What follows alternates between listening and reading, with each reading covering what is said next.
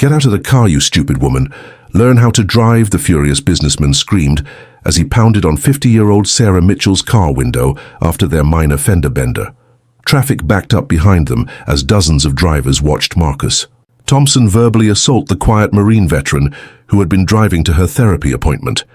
Sarah's hands trembled on the steering wheel, not from fear, but from the flashbacks triggered by his aggression, unaware that her Purple Heart and Silver Star lay hidden in her glove compartment, waiting to tell the story of the IED blast that nearly killed her in Afghanistan.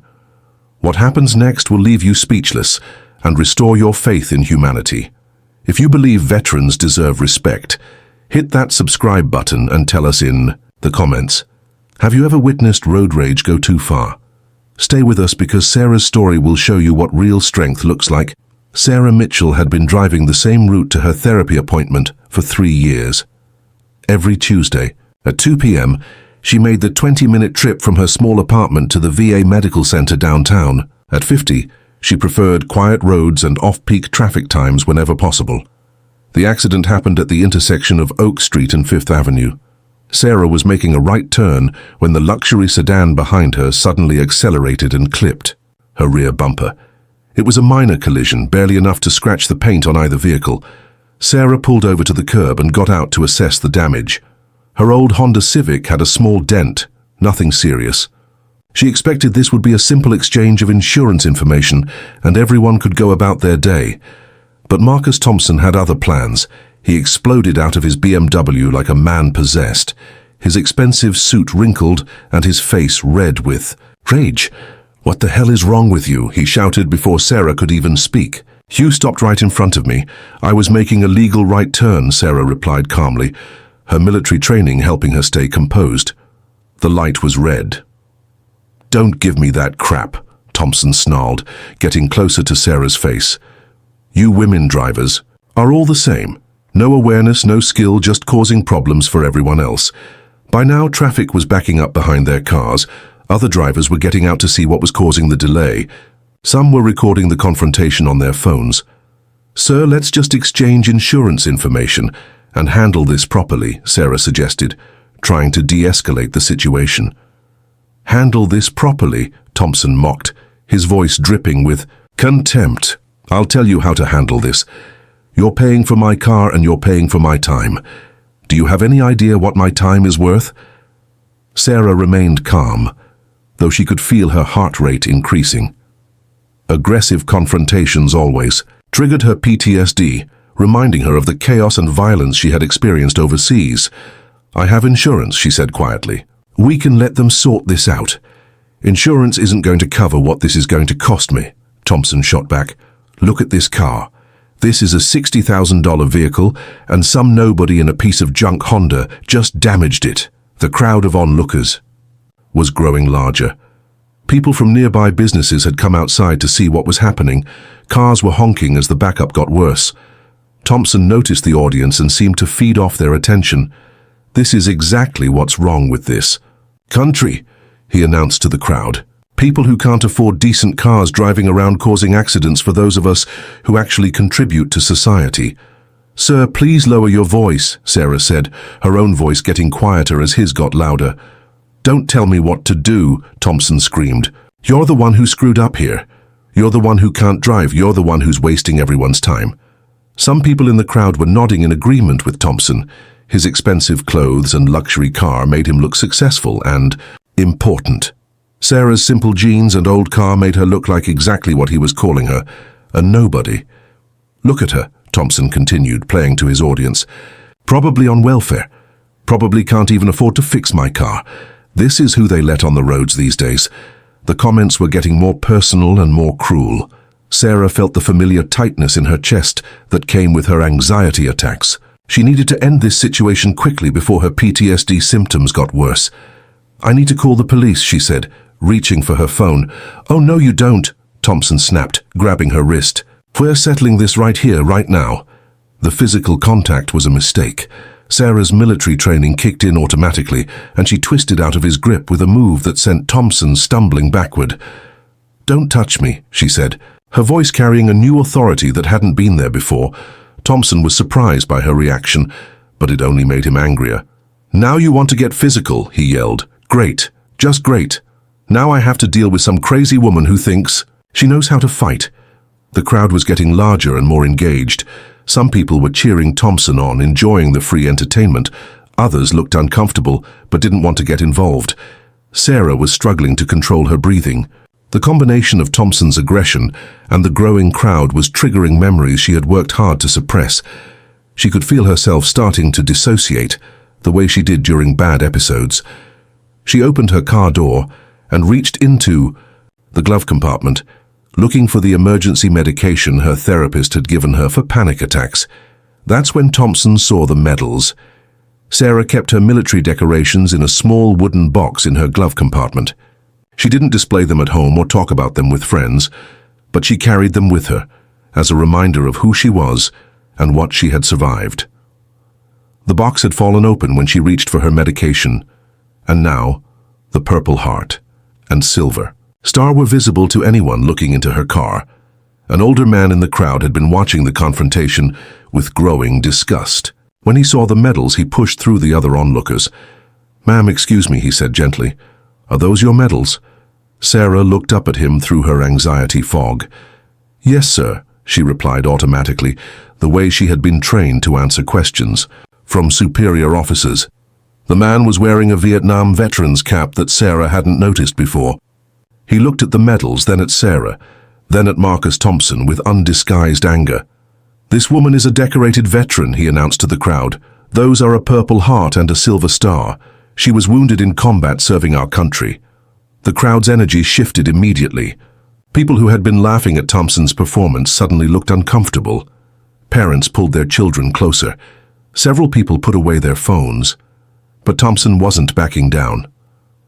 "I don't care if she's a veteran or not," he said, loudly. "That doesn't give her the right to damage my car and then act all tough about it." The Vietnam veteran stepped closer to Thompson, his own voice getting dangerous.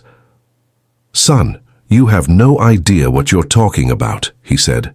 "This woman earned those medals in Afghanistan. The Purple Heart means she bled for this country.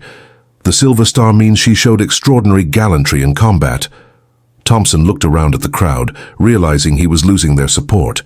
"That's all very nice," he said dismissively, "but it doesn't change the fact that she hit my car." "Actually," Sarah said quietly, her voice growing stronger as she focused on the supportive veteran beside her, "you hit my car. You were following too closely and couldn't stop when I made a legal right turn." She pulled out her phone and showed him the dash cam footage she had been recording. "This video shows exactly what happened," she continued. "You were tailgating, you were speeding, and you caused the accident. Then you got out of your car and began verbally assaulting me in front of witnesses." Thompson's face went pale as he realized his mistake. The Vietnam veteran looked at the phone screen, then at Thompson, with disgust. "Not only did you cause the accident, but you've been abusing a disabled combat veteran for the past 10 minutes, he said.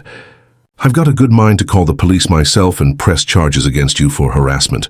"Wait," Thompson said, his tone completely different now. "I didn't know she was a veteran. I was just upset about my car." "Being upset doesn't give you the right to treat people like garbage," another voice called out from the crowd. Sarah looked around and saw that the mood had completely changed. People were now looking at Thompson with disapproval and at her with respect and sympathy. A young woman pushed through the crowd carrying a first aid kit. "Ma'am, are you okay?" she asked Sarah. "I'm a nurse. I saw you were having trouble breathing." Sarah nodded gratefully. "I have PTSD from my military service. Confrontational situations can trigger anxiety attacks." The nurse checked Sarah's pulse and breathing while glaring at Thompson. "This is exactly the kind of thing that makes PTSD worse," she said loudly enough for everyone to hear. Veterans deal with enough trauma without having to face harassment from civilians. Thompson was now completely isolated. The crowd that had been supporting him minutes earlier was now actively hostile. People were calling him names and telling him he should be ashamed of himself. "Look, I'm sorry, okay," he said to Sarah. "I didn't know about your military service. I was just angry about the accident." "Your apology doesn't change what you did, Sarah," replied, her voice steady now. "You verbally assaulted me, you grabbed my wrist, and you tried to humiliate me in front of strangers. Whether I'm a veteran or not shouldn't matter. No one deserves to be treated the way you treated me." The Vietnam veteran nodded approvingly. "That's exactly right, ma'am. Respect isn't something you earn based on your job or your military service. It's something every human being deserves." By now, the police had arrived to handle the traffic backup. Officer Martinez approached the group and immediately assessed the situation. "What's going on here?" he asked. Multiple witnesses began talking at once, all telling the same story about Thompson's aggressive behavior and Sarah's calm response. Officer Martinez looked at the dashcam footage, took statements from several witnesses, and reviewed both driver's licenses and insurance information. "Mr. Thompson, you're clearly at fault for the accident," he said. "You were following too closely and failed to maintain a safe distance. You're also lucky this woman doesn't want to press charges for assault and harassment." Thompson tried to object, but Officer Martinez cut him off. "I have multiple witnesses and video evidence of you grabbing her wrist and threatening her," the officer continued. "If I were you, I'd apologize sincerely and consider this a learning experience." Thompson looked around at all the hostile faces surrounding him. His expensive car and suit no longer impressed anyone. If anything, they made his behavior look worse.